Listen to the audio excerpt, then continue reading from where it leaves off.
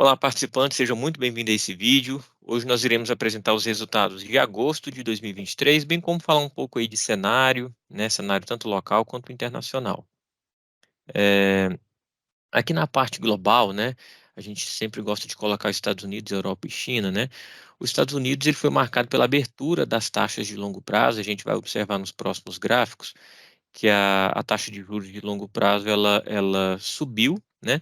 Isso faz com que os mercados emergentes, no caso do Brasil, o estrangeiro retire dinheiro do mercado emergente e coloque nos Estados Unidos, porque se a taxa de juros de longo prazo lá está pagando mais, é melhor ficar nos Estados Unidos, que tem mais segurança, do que em um mercado emergente, mesmo que a nossa taxa ainda seja maior, né? Hoje nossa taxa está em 13,25, né?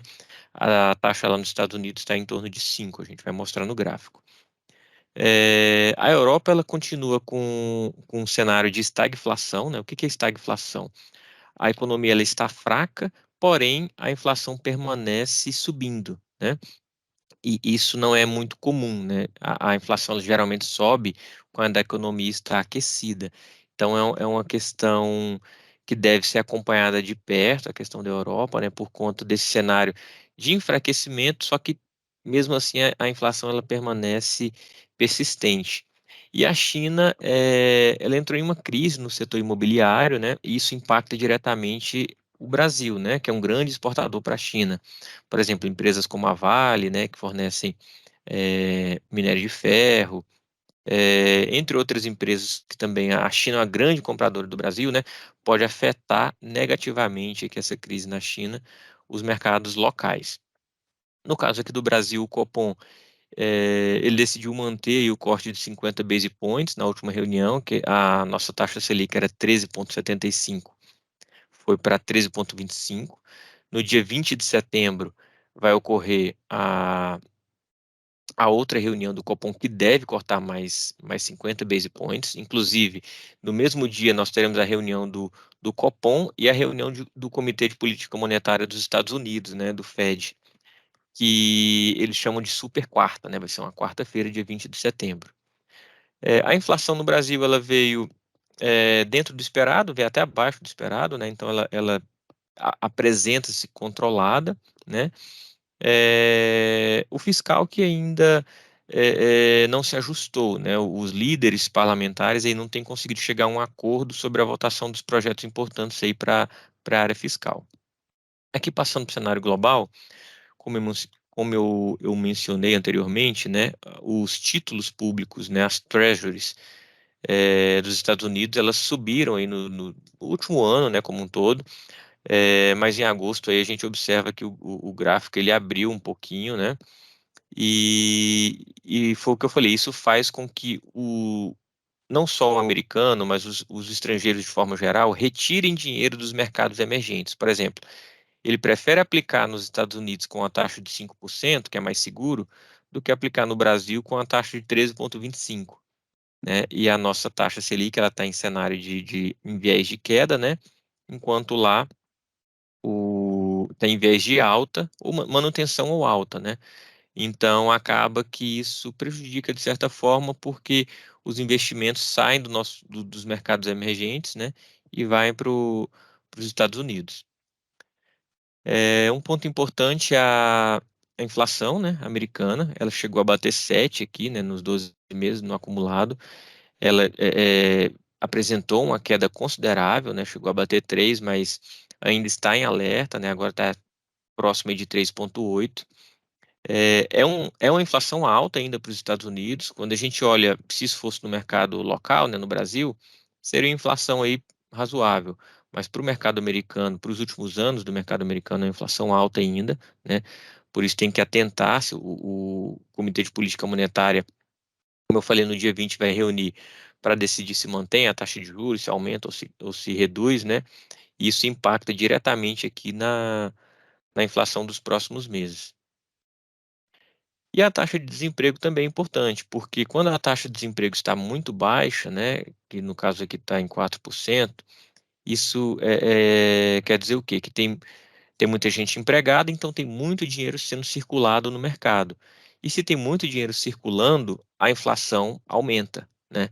Então, é um ponto que o Banco Central americano deve observar que os níveis de desemprego estão estáveis, né, estão baixos, por isso a inflação talvez não esteja controlada, vamos dizer assim.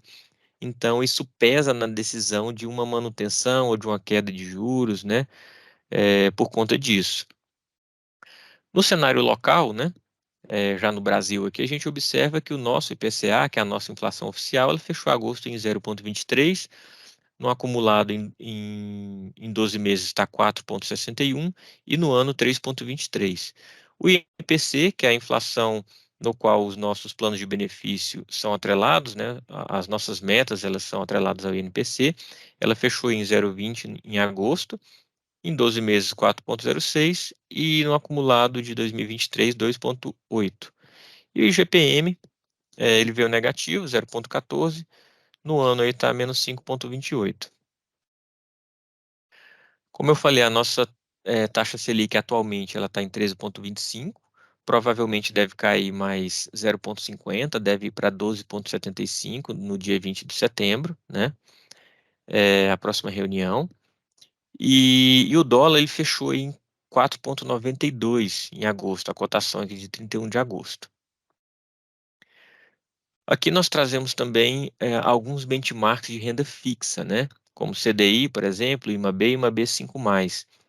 O CDI ele fechou positivo no mês, 1,14. O IMAB, que são os títulos, é o benchmark, né, dos títulos atrelados à inflação, as NTNBs, né, ele fechou negativo, menos 0,38. E o IMAB 5+, que são os títulos longos com mais de 5 anos, fechou em menos 1,27. Né? Por que que é importante mostrar isso? Porque como a fundação ela possui aí um viés de longo prazo, né? Então, a maioria dos nossos títulos são atrelados à inflação e são títulos longos, né? Títulos que vão vencer em 2035, 2045, 2050, enfim. Então, por possuirmos esses títulos longos, essas NTNBs, esse resultado aqui ele impacta a nossa carteira, né, de forma considerável, principalmente o plano CD, né? Porém, no ano a gente observa aqui que o IMAB 5+, né, que são os títulos longos, as NTNBs, elas estão bem positivas, né, fechando em 14,28. O IMAB 11,84, está um pouco junto aqui a informação, mas é 11,84. E o CDI 8,87. Quando a gente fala de renda variável, a gente observa que o mês de agosto foi um mês bastante volátil, né? A gente observa aqui que todos os índices, os benchmarks de renda variável, eles foram negativos, né? O destaque negativo aqui para o Ibovespa, que fechou em menos 5,09, né? Em 115 mil pontos, 115.742 mil pontos, né? Os índices globais, né? O S&P 500 também e o MSCI World também foram negativos. Isso também impacta a nossa carteira, principalmente naqueles planos que possuem um pouco mais de risco, né? Naqueles perfis e planos que possuem um pouco mais de risco, a gente vai observar mais na frente. Mas a perspectiva para o Ibovespa, ainda em dezembro de 2023, é de 127 mil pontos, aí, com a potencial valorização de 9,70% ainda. Aqui nós trazemos o retorno de diversos índices de mercado, né? Como eu falei, aqui tem o dólar, tem o CDI, tem o IMAB, tem o Ibovespa, né? Esse aqui é no mês. Quando a gente observa no longo prazo, o IMAB, que são os índices atrelados à inflação, que a nossa carteira, a maioria dos ativos são atrelados ao IMAB, no longo prazo ele é o que se destaca, né? Com a rentabilidade de 205%. O CDI também, né? Que a gente tem muitos ativos atrelados ao CDI, também fechou em 10 anos, aí ele vem muito bem, 132%, né? E o Ibovespa 124% aí nos últimos 10 anos. Agora vamos falar dos resultados de agosto, né? Os resultados de agosto, como eu falei, aqueles planos e perfis que possuem ativos com mais volatilidade, eles performaram pior, né, negativo, por conta justamente desse grau de risco um pouco maior. A gente observa aqui que o CDI arrojado, ele fechou em menos 1,81 no mês, né? fechou abaixo aí da meta, que era 0,50, o moderado 0,32 e o CD conservador, né, que é o plano conservador que não possui risco, não possui risco de mercado, né, ou possui baixo risco de mercado, para não falar que não possui, ele possui um risco mínimo, né, de mercado, ele fechou positivo em 1,49. Então, por essa foto a gente consegue observar bem que os ativos de maior segurança, né, no mês de agosto, por conta da volatilidade, eles se destacaram, né? E aqueles ativos de maior risco, né, eles performaram negativo. Quando a gente passa aqui para o ano, a gente observa que todos os nossos planos estão batendo as metas, né? Esse gráfico azul mais claro são as metas dos planos e o gráfico azul escuro é o resultado. Então, apesar do mês de agosto ter sido um mês ruim para os ativos de risco, todos os nossos planos estão dentro da meta. E em 12 meses também. A gente observa aqui que em 12 meses a gente está conseguindo atingir a meta em todos os planos. Para esse mês nós trouxemos aqui um gráfico diferente, né, em comparação com a apresentação do mês anterior. Esse gráfico ele mostra o quê? Um comparativo com demais entidades em relação à nossa rentabilidade, né? Nós temos uma consultoria financeira, que é a Aditus, ela presta serviço para mais de 120 fundações e tem mais de 300 planos de benefício em seu portfólio. Então, ela nos encaminhou aqui uma mediana, né, de rentabilidade dos planos das fundações nas quais ela presta consultoria. Então, aqui, se a gente observar, os planos BDs aqui, esses que estão laranjados, é, representa a média, a mediana da rentabilidade dos mercados atendidos aí pela Aditus, né? Então, no mês, por exemplo, os planos BDs, eles performaram aí 0,55 positivo, e os nossos BDs aqui, o BD Alagoas, ele fechou um pouquinho negativo por conta da renda variável que tem lá, né? Mas os demais ficaram próximos aqui, né, com a mediana de mercado. O importante é a gente observar aqui no ano, perdão, em 12 meses, né? No ano, fechou em 8,28, a gente está próximo aí, 8,25, 8,20, 8,40. O BD Piauí está um pouquinho abaixo, 7,32, e o CELPA-R também, mas está em linha aqui com o mercado, né? E em 12 meses, eles apresentam aqui 11,06, e no caso os nossos planos aqui estão em torno também de 11, alguns um pouco mais, 15, né? Mais 11,85, 11,29. O BD Piauí um pouquinho abaixo, 10,16, mas sempre próximo aqui da mediana de mercado. Isso mostra o quê? Que a gente está no caminho, no mesmo caminho do mercado, está no caminho certo, né? As rentabilidades estão próximas, um pouquinho abaixo em alguns planos, um pouco acima em outros, mas sempre bem lineares ali com o mercado. Quando a gente passa para os planos CDs, né? No caso aqui o nosso plano CD é o Equatorial CD Alagoas, né? Nós temos o CD, o nosso Equatorial CD também, né, o principal plano, que é o que é divulgado aos participantes, porém, como ele está em perfis, a gente vai comparar com os perfis. Então, aqui a gente está comparando o plano CD somente com o plano CD Alagoas. Então, aqui os CDs de mercado fecharam em 0,52 no mês, o CD Alagoas 0,19. No ano, os CDs estão apresentando um retorno de 8,11 e o CD Alagoas 8,55, e em 12 meses 10,85 contra 11,22. E o plano CV, né? Os planos CVs da mesma forma. Os nossos aqui, os nossos CV, que é o CELPOP e o CV Piauí, eles estão apresentando um retorno acima do mercado. Quando a gente passa para os perfis, né, que é o nosso Equatorial CD, a Aditus ela separa os perfis da seguinte forma: o G1 é o grupo 1, é o conservador, grupo 2, moderado, e grupo 3, arrojado, né? No nosso caso aqui, a nossa rentabilidade é essa azul mais escura. Então, no conservador, nós tivemos uma rentabilidade acima do mercado no mês, né? No moderado, também foi acima, 0,32 contra 0,24, porém no arrojado foi um pouco abaixo, menos 1,81 contra 0,92. Mas quando a gente passa para o ano, a gente está acima do mercado em todos os cenários, em todos os perfis, perdão, conservador, moderado e arrojado. Isso aqui é importante para a gente ver como que o mercado está agindo, né? Como que a gente está perante ao mercado, para a gente ter uma sensibilidade ali se nosso plano está com muito risco, com pouco risco. É importante esse comparativo.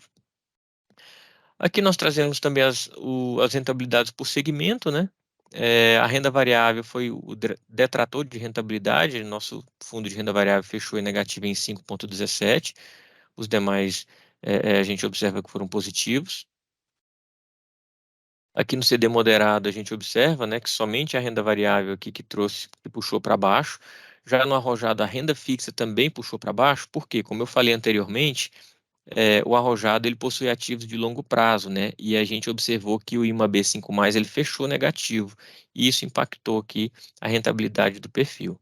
E o conservador, como só tem ativos atrelados aí ao CDI, fechou 1,49, enquanto aí a meta dele foi de 1,02.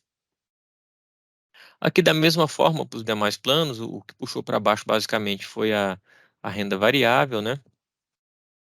Aqui a atribuição de performance é quanto cada segmento contribuiu para a performance daquele plano, né? Aqui no caso no mês, por exemplo, a gente observa que o que puxou para baixo aqui na performance foi a renda variável, né? Tanto aqui no moderado quanto no arrojado. Aqui é a mesma informação, só que agora em ano, atribuição de performance por ano. Naquela hora estava mostrando no mês de agosto, agora o ano. Então, por exemplo, no ano, o CD moderado, o que contribuiu para a rentabilidade positiva dele? Principalmente aí que foi a renda fixa, em segundo aqui o imobiliário, né? No arrojado, a renda fixa também foi o principal, e depois a renda variável, diferente aqui do moderado. E agora que é a alocação, né? A alocação dos nossos planos, ela praticamente se manteve, a gente não fez nenhuma mudança brusca em carteira, então os planos BDs aí, a grande maioria é renda fixa, né? Celpop e Celpar também, renda fixa, a grande maioria. Equatorial BD Alagoas e CD Alagoas, ele já possui um pouco mais de diversificação. O BD Alagoas, como eu falei, ele tem 5% aqui de renda variável, o que impactou negativamente para esse mês, né? Mas nos 2 meses anteriores isso ajudou, né? Esse plano. O Equatorial BD Piauí e o CV Piauí também já possuem uma certa diversificação, mas também nós não fizemos nenhuma mudança do mês passado para cá. E o CD moderado e arrojado, da mesma forma. Não fizemos nenhuma alteração na carteira do último mês para cá, então basicamente se mantém aí a mesma fotografia do mês anterior. E o conservador é 100% renda fixa. Então, no mais, seria isso. Agradeço a atenção de todos. Peço aí para que sigam o canal da EQTPrev no YouTube, nas redes sociais, e ativem as notificações para aparecer os próximos vídeos, né? Já chegarem para vocês ficarem atentos, e é importante acompanhar aí os resultados dos planos, ok? Muito obrigado e até a próxima.